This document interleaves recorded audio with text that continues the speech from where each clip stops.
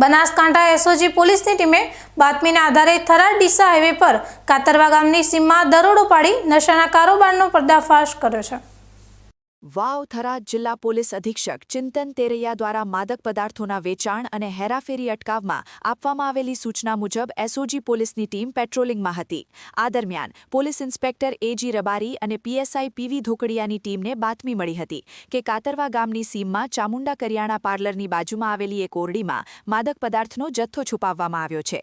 પોલીસે તુરંત કાર્યવાહી કરતા ત્યાંથી 995 ગ્રામ ગેરકાયદેસર ગાંજો મળી આવ્યો હતો, જેની કિંમત આશરે 49,750 રૂપિયા થાય છે।